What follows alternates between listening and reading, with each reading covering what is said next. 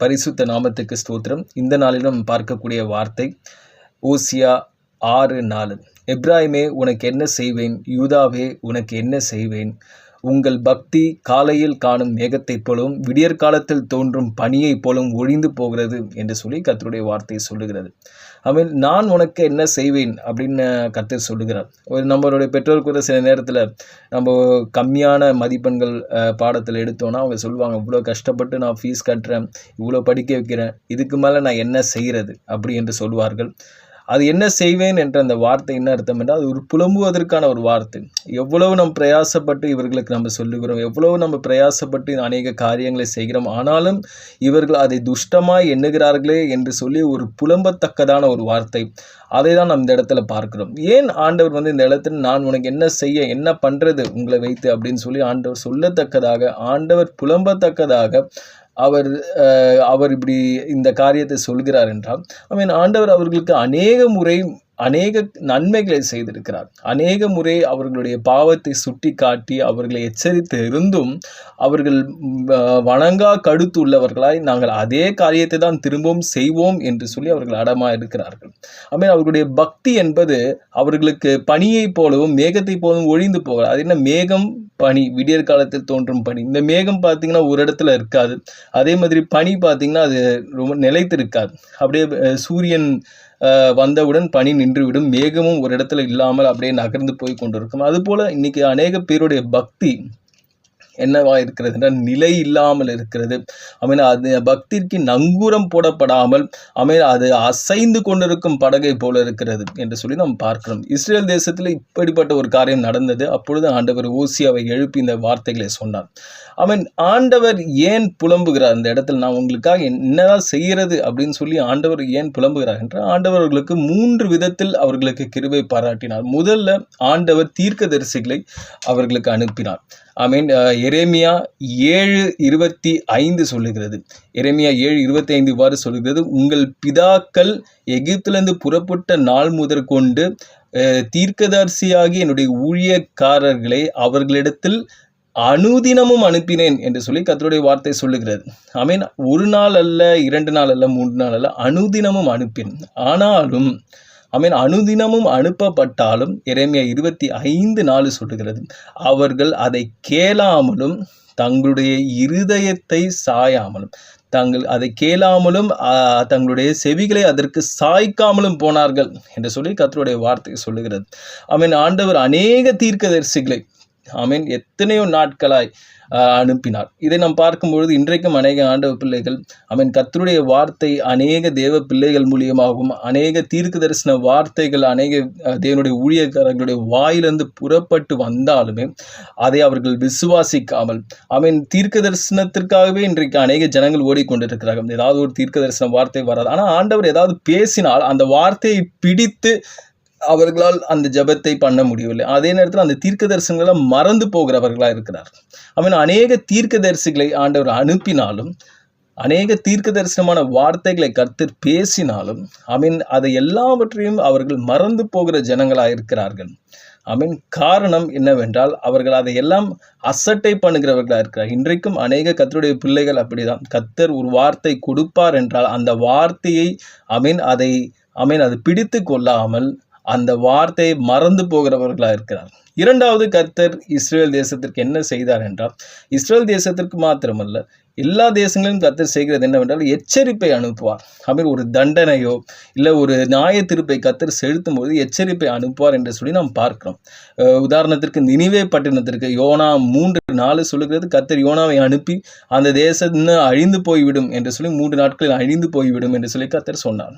இப்படி ஆண்டவர் எச்சரிக்காமல் எந்த ஒரு காரியத்தையும் அவர் செய்ய மாட்டார் என்று சொல்லி நாம் பார்க்கிறோம். 1 நாளாகும் 36:15 சொல்லுகிறது, நமது தேவனாகிய கர்த்தர் தமது ஜனத்திற்காகவும் தமது ஸ்தலத்திற்காகவும் இரக்கமுள்ளவராய் இருந்தபடியினால் அவர் தம்முடைய ஸ்தானாதிபதிகளை அவர்களிடத்தில் அனுப்பினார் என்று சொல்லி நாம் பார்க்கிறோம். அவர் தன்னுடைய ஸ்தானாதிபதிகளை அவர்களிடத்தில் அனுப்பி கர்த்தர் நியாய தீர்ப்பை குறித்தும் ரட்சிப்பை குறித்தும் பாவத்தினால் வரக்கூடிய தண்டனைகளை குறித்தும் கர்த்தர் அவர்களுக்கு எடுத்து சொன்னார். ஆனாலும் ஜனங்கள் அதை கேட்காமல் மனதில்லாமல் போனார்கள். என்று சொல்லி நாம் பார்க்கிறோம். இந்த நாளிலும் சில எல்லைகளில் நாம் செய்யும் சில பாவங்கள், சில எல்லைகளில் சில ஆசீர்வாத தடைகள், ஆமாம், அது எதற்காக அந்த தடை வருகிறது என்று சொல்லி நாம் பார்க்க வேண்டும். நம் தேவன் சில எல்லைகளை நமக்காக வைத்திருக்கிற நியாய தீர்ப்புகளை ஆராய்ந்து அறிந்து பார்க்க வேண்டும். அவன் ஏன் ஆண்டவர் இந்த நியாய தீர்ப்பை கொடுக்கிறார், ஏன் ஆண்டவர் இந்த எச்சரிப்பை எனக்கு கொடுக்கிறார், அந்த எச்சரிப்பின் சத்தத்தை கேட்கிறவர்களாக நாம் இருக்க வேண்டும் என்று சொல்லி நாம் இந்த நாளில் நாம் பார்க்க வேண்டும்.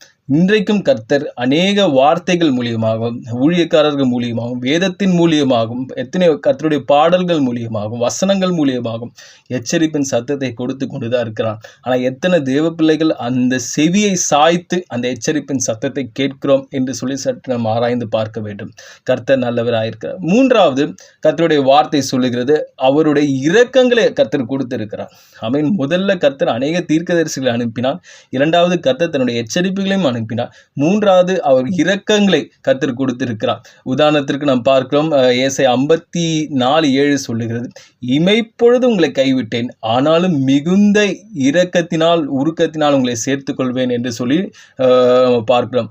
ஆனாலும் உருக்கமான இரக்கத்தினால் உங்களை சேர்த்துக் கொள்வேன் என்று சொல்லி கர்த்தருடைய வார்த்தை சொல்லி, இமைப்பொழுது உங்களை கைவிட்டேன். சில எல்லைகளில் ஆண்டவர் இஸ்ரவேல் தேசத்தை அநேக இடத்திற்கு சிறைப்பட்டு போகும்படி பண்ணுவார். அவர்களுக்கு வரக்கூடிய தண்டனை, கர்த்தருடைய சட்டத்தை மீறி, கர்த்தருடைய கட்டளைகளை மீறி நடக்கும் பொழுது அவர்கள் சிறைப்பட்டு போவார்கள். ஆனாலும் கர்த்தர் சொல்கிற, இமைப்பொழுது உங்களை கைவிட்டேன், அதான் இமைப்பொழுதுதான் கைவிட்டேன், ஆனாலும் மிகுந்த உருக்கத்தினால் உங்களை சேர்த்துக்கொள்வேன் என்று சொல்லி கர்த்தருடைய வார்த்தை சொல்லுகிறது. ஆமென். கர்த்தருடைய கிருபை அளவில்லாமல் கொடுக்கப்பட்டும், கர்த்தருடைய தீர்க்கதரிசிகள் தினம் தினம் அனுப்பினேன் என்று சொல்லி கர்த்தர் சொல்லுகிறார்.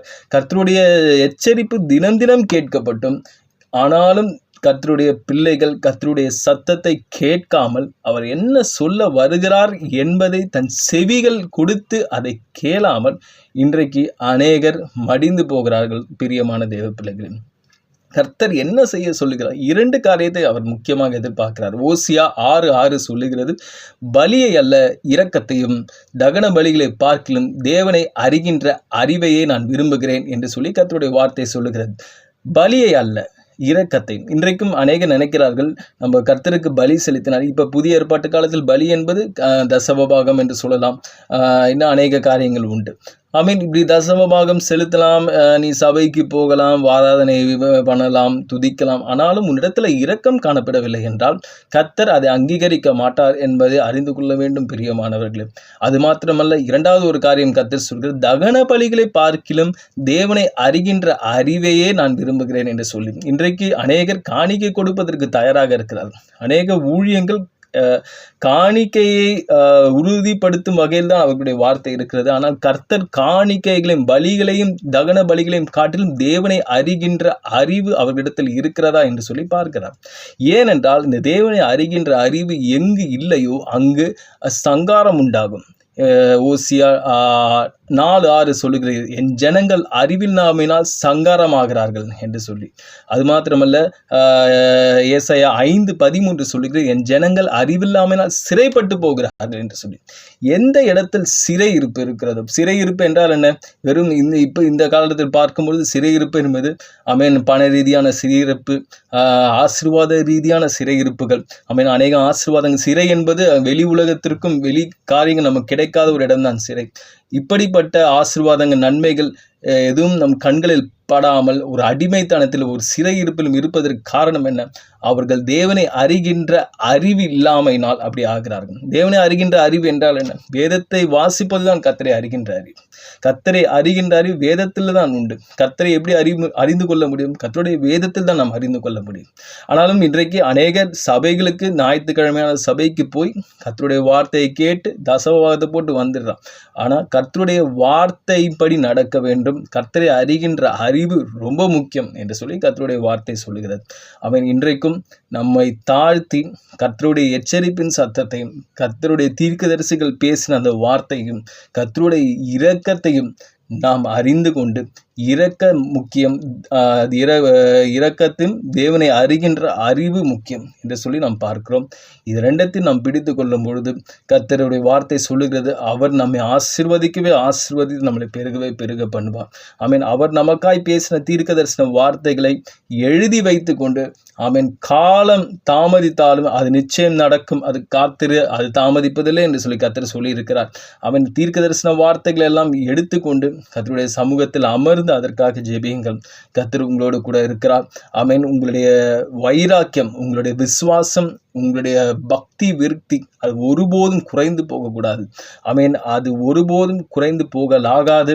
ஆமென். அது பனியைப் போலவும் மேகத்தைப் போலவும் ஒழிந்து போகாமல் அது உறுதியாய் கிறிஸ்துவுக்குள் நங்கூரப்பட்டதாய் இருக்க வேண்டும் என்று சொல்லி இன்ற நாளில் உங்களிடத்தில் நான் கேட்டுக்கொள்கிறேன். கர்த்தர் உங்களை ஆசீர்வதிப்பார். கர்த்தர் உங்களோடு கூட இருக்கிறார். God bless you.